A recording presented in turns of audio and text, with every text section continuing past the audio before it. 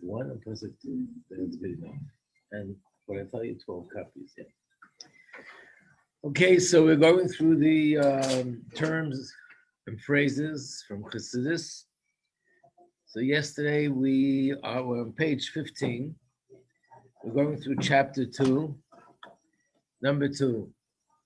The term Rish Eish Aval. So that Eish, of course, is fire. A Rishbei would probably mean a flame of fire, of love for godliness. So fire is often used as a metaphor for love. Of course, it could be love for Hashem, it could be love for things that are not godly. But this fire is the energy that represents love. Sometimes you find fire in Tanya represents anger. But in this context, it's love for Hashem. Number 3, Tirdas HaParnasa. When he talks about the many waters that they can't extinguish the fire, he says, what is many waters? And he uses this term, Tirdas HaParnasa. Again, a common term used in Chassidus. What does Parnasa mean? We have a Parnasa raffle now. So, what? Parnasa means sustenance, income, right.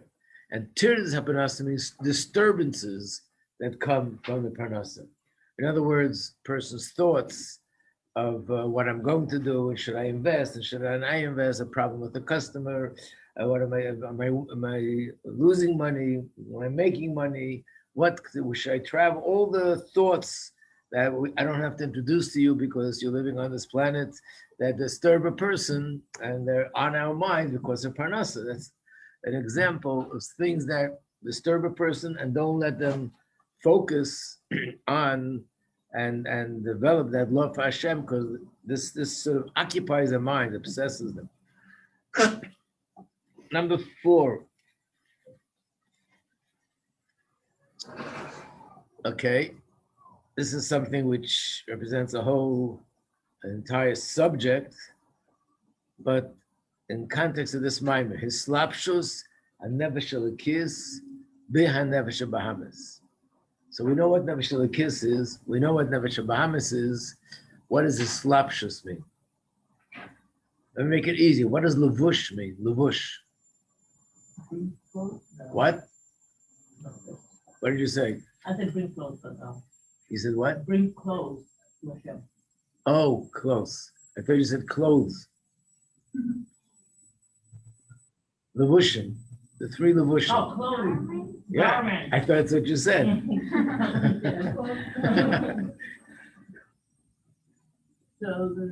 So levush means garments, but the word hislapshus is actually being used as a verb, and it means the nefesh elokis and clothing itself in the nefesh bahamas. Nefesh elokis investing itself in the nefesh bahamas.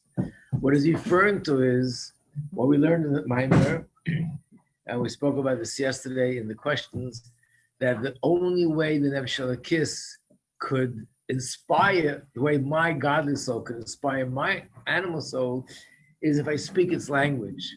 If I think about Hashem, and I think about the greatness of Hashem, but in a way that the nefesh bahamas relates to it. That's called investing myself and clothing myself. I gave the example yesterday with Miftzayim, that when you want to reach out to someone and tell them about Yiddishkeit, you have to invest yourself into that person, where they're coming from, that perspective.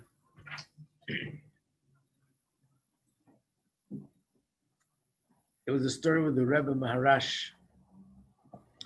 We know that all the Rebbes of Chabad, they had a time set aside which is called Yechidus. Yechidus is the private audience between a Chassid and a Rebbe, where the Chassid comes to the Rebbe for personal guidance. Especially, of course, people could ask about sustenance, about health, about children, but mainly it was for personal guidance in their spiritual journey. So this would go on for many hours, and the Rebbe would meet many people. And one time the Rebbe Marash told the secretary to stop, and he wants to change his shirt, and then we'll continue. Okay, so he changes the shirt, and he sees that it's drenched, like somebody was just like schlepping tons of packages, and he couldn't contain himself. Says to the Rebbe, like, what is this? So sweating from what? You didn't do any physical labor here. So the Rebbe Rash said like this: when a chassid comes into me and asks me a question, I'm not sure the details. Could be these details are not precise, but this is the idea. But imagine a farmer comes into me. In order for me to understand him properly, I have to get dressed into his farmer clothes and look at the world from the farmer perspective and look at his question from the farmer perspective. And then I can fully understand him. But I can't answer his question if I'm wearing the farmer clothes. So I have to take that off, get back into my clothes, and look at it from my perspective. And now I can answer his question. Then he walks out, and then a Torah scholar walks in. In order to understand his question, I have to put on his clothes, wear the garments of a Torah scholar in order to understand his question. But then I can't answer him if I'm wearing his garments. So I have to go back and put on my garments. I see it from my perspective, objectively, and I can answer him. And then a third person comes in, I have to put on his garments. So he says, imagine 100 times changing your clothes back and forth. It's like physical labor, so that's what I was playing. So in other words, when a person comes into the Rebbe and asks a question, and really that's the way it should be with any person that comes to ask a question, you don't just give an answer, take in consideration who the person is, what's the background, where they're coming from, why is this question on their mind, how do they see things, what is something that they could relate to and something they can't relate to. Based on all that, that means I invest myself in that person, and then I could really answer them. So the godly part in me that needs to inspire the animal part of me has to invest itself in the Nefesh Bahamis. And that's what the word means. So you can actually find this word sometimes in a different context, but it's the same idea. Hislapshus, again, the root is levush, which means garment, and hislapshus, the way it's written, is a verb. I have to invest myself and clothe myself into that person's world. Number 5, I sort of skipped it when we learned the Mimer. So maybe we'll skip it now also. Number 13. You mean one? One? 13. I'm sorry. Where did I say 13? Okay, number 1. Yeah.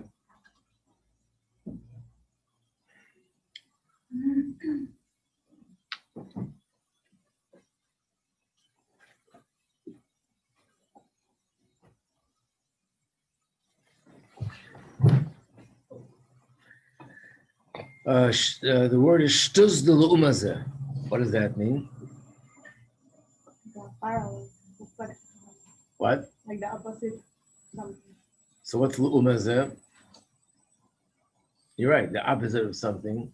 But when we use the word l'umazeh in Chassidus, what does it mean? The opposite of what? Kedusha. In fact, there's a chapter in Tanya, chapter 6, where it begins with a pasuk, a verse that says, Zeh l'umma zeh osa l'kim.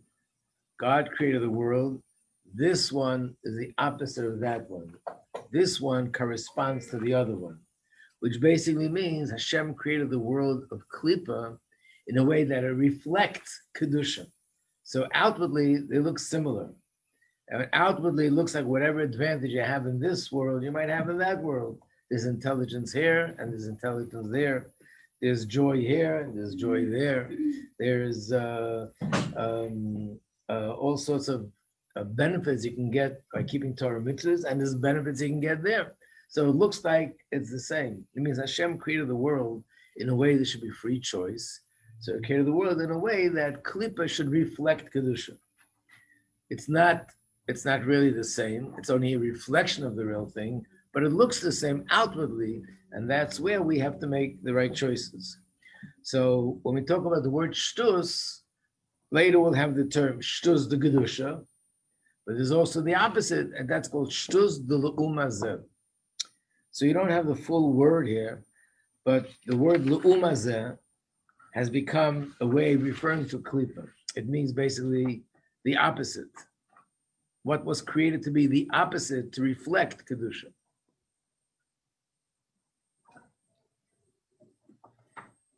How would you spell the complete word? I should really spell it out for you.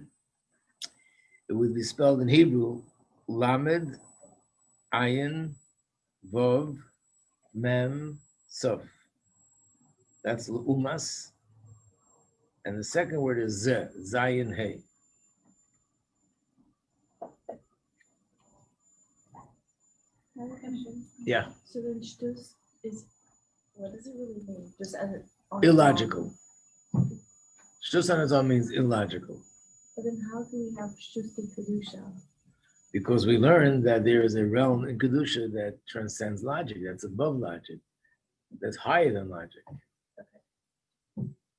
Because You want to know how that illogical makes sounds sense? Like, it sounds negatively charged. Of course, right. That I remember when we were learning this piece, I said this is something which is very unusual. Even in Chassidus, it's not something that's like it was introduced in this mimer, and since then it's become a very common subject because of all the basilaganis. But the truth of the matter is, normally when you say the word shtus, immediately you think of foolishness, nonsense, something which is below logic. But if we use it in the right context, then we can understand it to mean someone does something that is beyond logic. It's positive, and even logic wouldn't warrant that to do A, B, and C. It has to come from a deeper place than logic. Number 2, Nidmalei asharadenu biyadusei is a phrase which means, and he's talking about when a person violates one of the single mitzvahs, it's like cutting a single string. So it appears to him, nidmalei in Hebrew means it appears to him, asharadenu biyadusei, that he's in the same, he's in his same realm of Judaism as before. Nothing has changed in terms of his connection to Hashem. So again, nidma means it appears, loy to him. Asher adenu, that he's still the same, biyaduse, in his Judaism. Number 3, nifrid melakus. What does melakus mean? Godliness. Of course, you understand the difference between the word God and the word godliness, right? Godliness means manifestation of Hashem.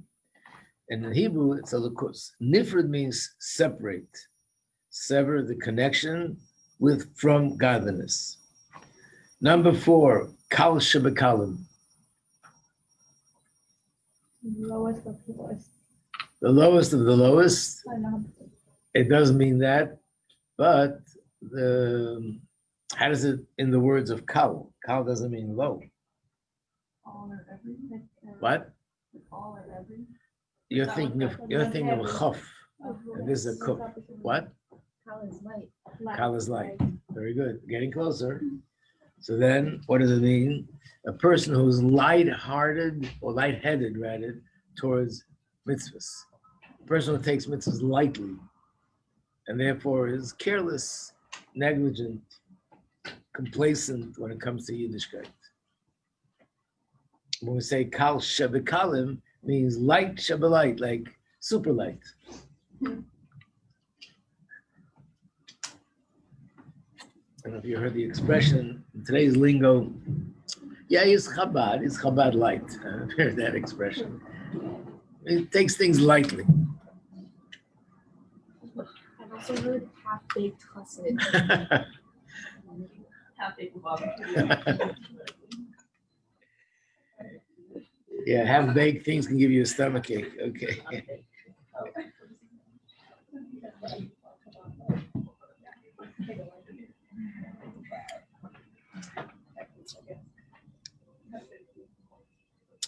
Number 5.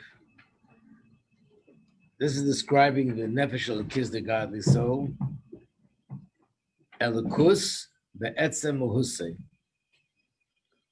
So these words, etzem and muhusei, very, very common words in Chassidus. What does etzem mean? essence. And Mahus also means, in a sense, the essence. Mahus comes from the Hebrew word mahu, what is it? So Mahus and Etzem, they usually go together, the essence. Elokus Betzem Mahusa means it is godliness in its essence. And that's referring to the godly soul. The godly soul, by definition, is godliness. It's a manifestation of Hashem.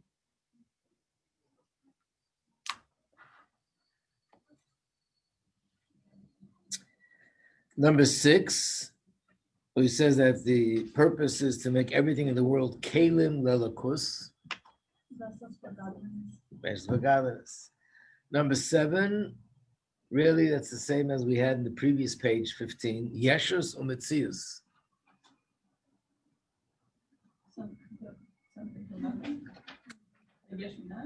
That's Yesh Miyayin. But here, what does Metzius mean? Remember we had it before, number 15? Right. And what does Yesh mean? Something of substance. Right. So basically these two are also, they're a pair. They go together. Yeshus and Metzius.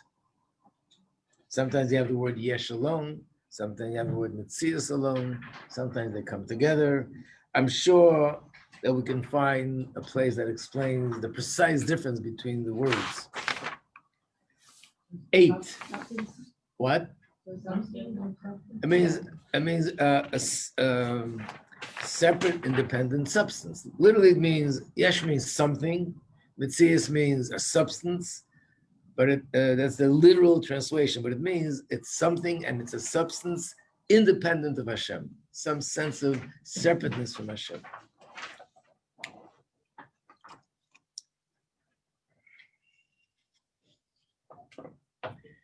Number 8, Hergish Eloki. So let's start again. Eloki is similar to Elokus. That's godly. What does Hergish mean? Feeling. So Hergish Eloki means sensitive to godliness or a godly feeling. When a person is sensitive to something godly, that either they feel the excitement and the pleasure and the appreciation of something positive and godly, or it could also mean the opposite, that they're very sensitive to something which is opposed to godliness, and they have an aversion for something which is not godly. Excuse me, Rabbi. Yes. Could you tell, I am going crazy trying to figure out where you are. I'm completely lost. The first thing is, do not go crazy. Second thing is, let's not get lost. Right now, I'm on page 16 of the booklet, which has the terms and the phrases. Okay, let me see if okay, so, I'm on top of the page, number 8. Now we're going to number 9. okay, thank you. I'm sorry. No, I don't know what happened, but yeah. Okay. Number 9. So one word should be more familiar with. Let's take the second word, Nizgashem. What is Gesh? What? Material. So Geshem, or Gashmis means material, physical, material. And the word Nizgashem means when a person becomes materialistic. And this Ava means to become coarse. So to read it together, it's talking about a person that loses their sensitivity. They become coarse and materialistic. And as a result of that, they lose their sensitivity for godliness.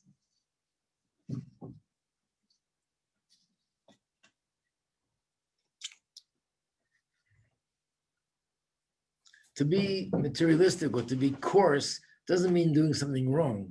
It's just lack of sensitivity, no refinement. There's a beautiful example given of this in Chumash.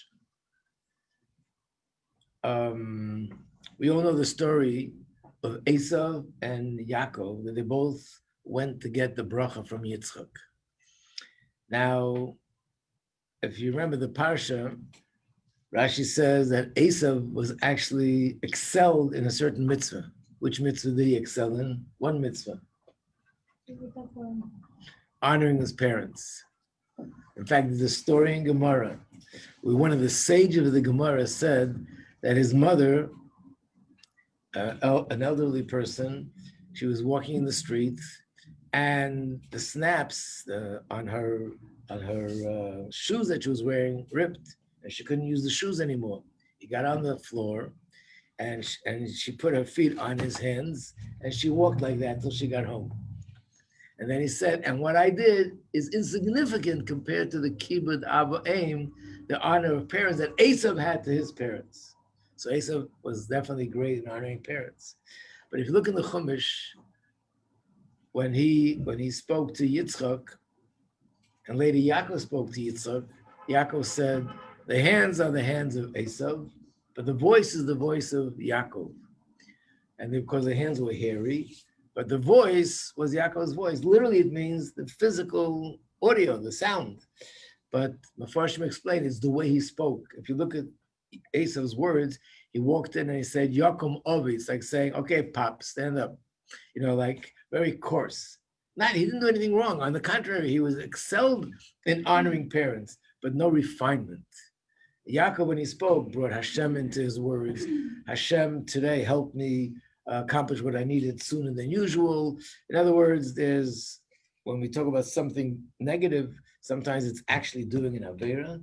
But here we're talking about coarseness, because we're not focusing on bad or good, we're focusing on sensitivity. When a person becomes coarse and very materialistic, they lose their sensitivity for godliness.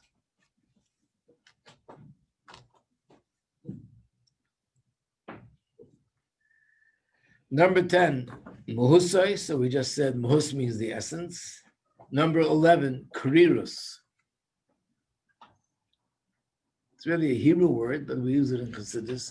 What does kar mean in Hebrew? Kuf, reish. What? What? Cold, right. What? Cold. Oh. So this means coldness, meaning to be complacent, not to have any passion for God. In other words, it all begins. The beginning is not doing an avera. It starts off with doing the right things, but in a way that it's being done in a cold way. No chayas, no enthusiasm, no excitement, no passion, no real feeling. And eventually, once there's no feeling there, it's like having a body without a soul, eventually the body falls apart as well.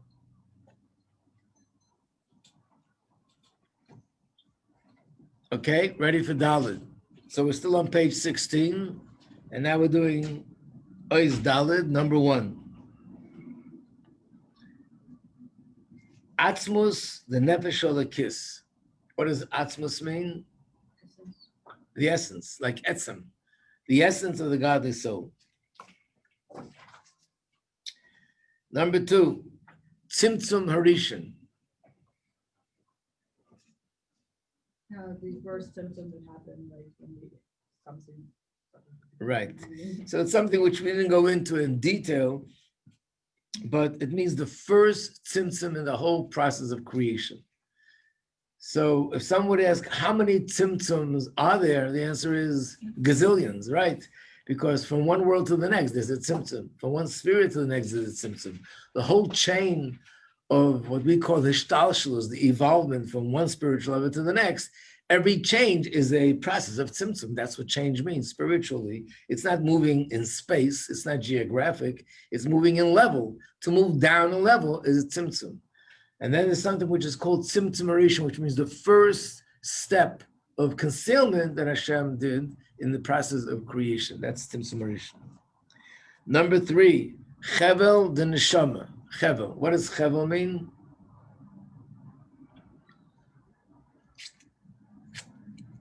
It's also a Hebrew word. Chevel means a rope. So what does it mean, the rope of the neshama? Right, that the neshama is compared to a rope that connects us to Hashem. Number 4, K tata. What does K mean? What? Hashem. Right? From below. Close. I'll give you a hint. It actually is referring to the letter Hey. In Hashem's name, there are 2 letter Heys. What? The lower Hey, right.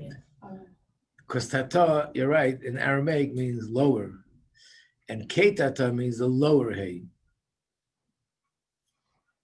It's the second one, right? the second one. The first hay represents a higher sphera, and the lower hay represents a lower sphera. So Ketata. And that's where the neshama is connected to. Of course, connected to Hashem, but specifically the name of Hashem, Yud Kei Vav Kei. And more specifically, it's connected to the letter Hey, the last letter of Hashem's name. Number 5. Ha'aretz ha'neshama ha'mistabeshes b'guf. So let's stop for a second. What does the word ha'ara mean? That's another very, very common word. Light. What? Ray. So you'll find either it'll say light. Usually for light, we'll use more the word When we want to express that it's something sort of insignificant, we use the term ha'ara, meaning it's like a ray or reflection. Think of a reflection in a mirror. What's the comparison between the reflection of the mirror and the person outside of the mirror? No comparison. You can't even compare.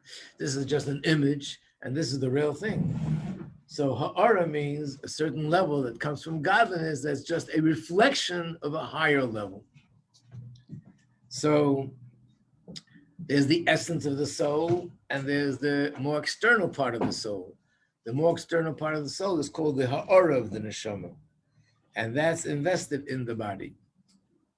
But that's like dresses, like It's the same word like before, mislabeshes. It invests itself, it gets enclosed in the body. It's the same verb like we had before. Yeah. Can you say what it means? Altogether means the ray of the neshama, meaning not the essence of the soul, but more manifestation of the soul that's invested or enclosed in the guf, in the body.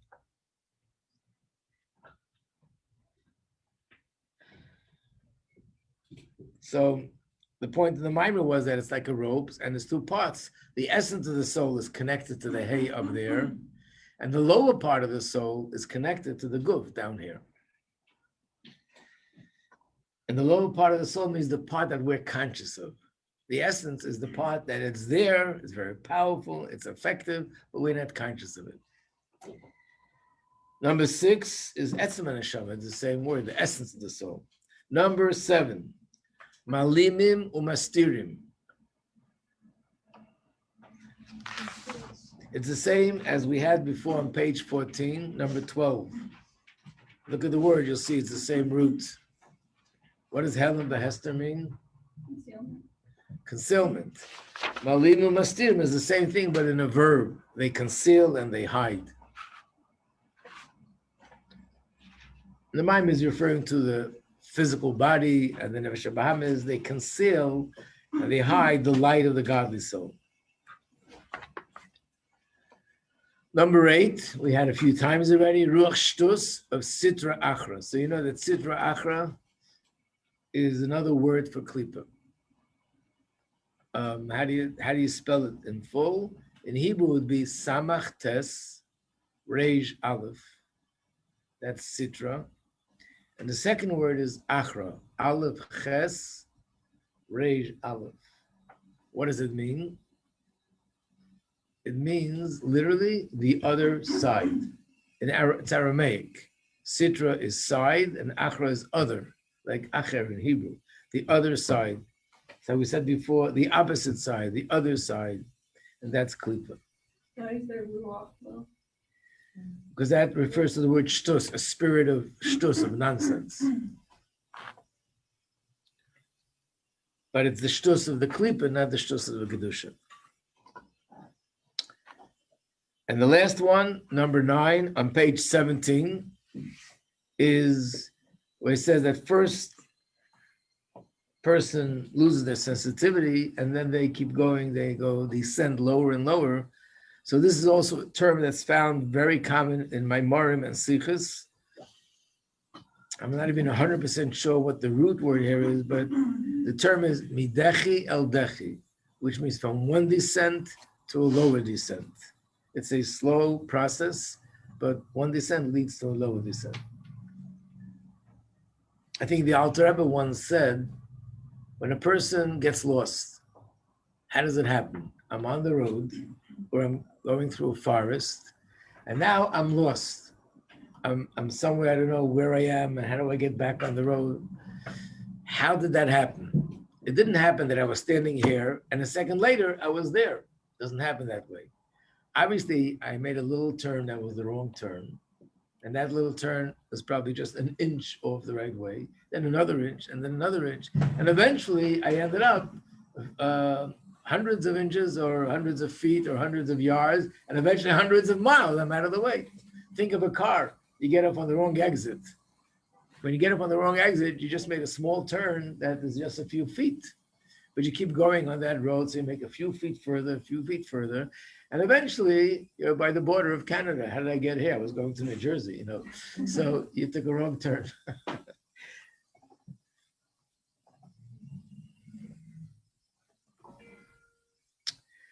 Okay, we're up to the last ois hey, shtus the kedusha.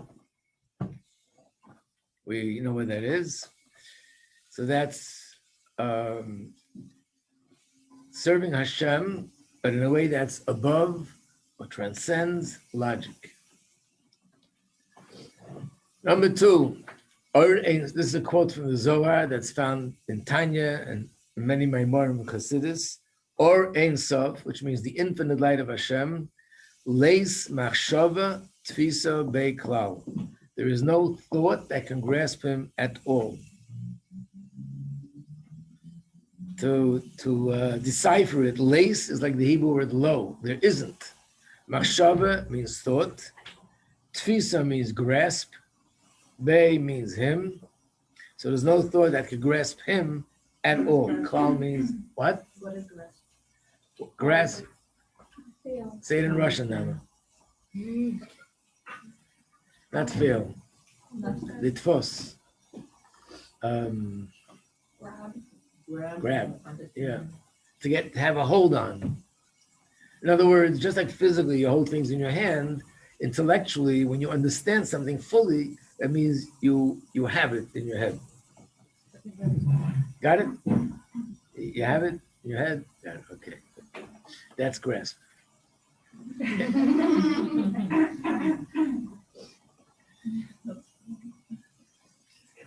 Number three, Lamaila Mehasaga. There's something which is above logic or comprehension. And then there's Lamaila Megeder Hasaga, something which is above the realm of comprehension. So we went through that yesterday in the questions. And we explained that when you say it's above comprehension, it means it's something which could be understood, but I don't have the tools I don't have the capacity to understand it. I don't have enough intelligence. It's like a computer that doesn't have enough megabytes to get it. But if you get another computer with more megabytes, you can have it. If my brain would have more brain cells, I'd be able to understand it. Like they say that we use very few brain cells. Some say 5%, they say more percent. But if I would use all the brain cells in my brain, I would be able to understand this. L'mayla megeder hasaga means above the realm of understanding, means it's something which is not understandable at all. Not because I'm lacking, but because it's from a realm that's above logic. It exists in a place where logic doesn't exist. And that's the infinite. We can't say, okay, explain it to me. Like people say, before Hashem created the world, there was no time. So what did the world look like? We can't describe what's a world without time and space because we are in the context of time and space. So we can't imagine what it is without time and space, and we can't imagine what is not logical. But we just know it's infinite. We know what it's not. So in Avodah, practically, how would that manifest itself? That's number 4. Bittul haratzon, putting aside my will, shalamayla metam vadas, in a way that's above logic.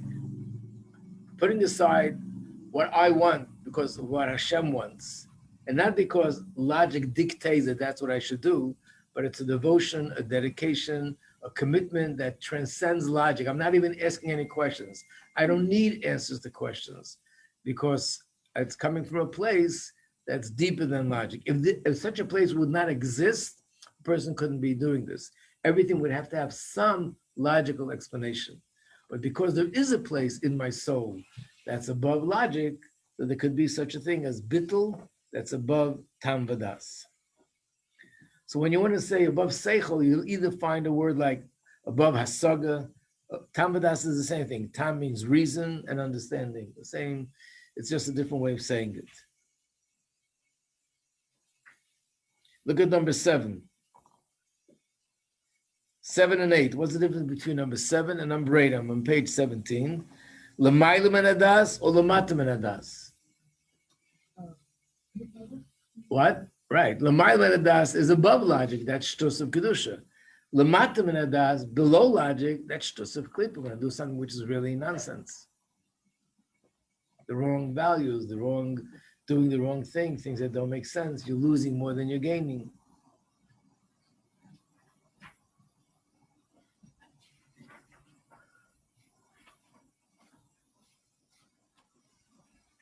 Number 5 and 6, we skipped that. I think this is it. With this, we're going to be finishing. Oh, wow, such perfect timing. Number 5 is Hergish HaMe'urev B'Tov V'Ra. It means a certain sensitivity that's a mixture of good and bad. He's referring to the Eitz Hadas. Adam and Chava ate from the tree, and after they ate from the tree, they were embarrassed about the fact that they weren't wearing clothes. And the Bible explains what changed after they ate from the tree. What changed was they started to sense themselves separate from Hashem. Before, they saw themselves as one with Hashem. There was no separateness. And here they started to sense themselves as separate from Hashem. That separateness is something which is a mixture of good and bad. And in other words, that's where there could be any kind of thought, any kind of feeling that is not totally, completely godly.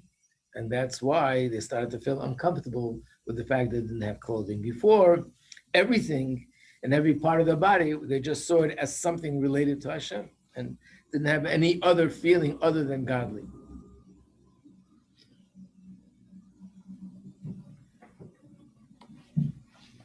I mean, just to give one example, one of the examples to this, maybe I should leave it for tomorrow, is, so you'll have to remind me tomorrow before we start, tomorrow we're going to start Basi Lagani, the one that's related to this year. So I'll explain it tomorrow. But before that, just remind me tomorrow to explain number 5. When you use the mashal with the neshama and the guf, we actually have an example with the neshama and the guf for something similar, that just the sort of feeling of separateness is already a source of a problem. That the way a person functions normally in a healthy way, there is no sense of separateness. Thank you. Okay, so who's going to remind me? All of us. Okay. I hope all of us shows up tomorrow. It won't be like somebody told anybody who asked everybody. Okay. See you tomorrow, Mitzvah Hashem.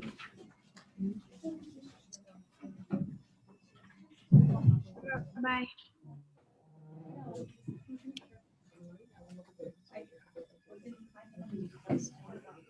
I did too. I was actually going to text you to remember it. Yeah, I didn't think so.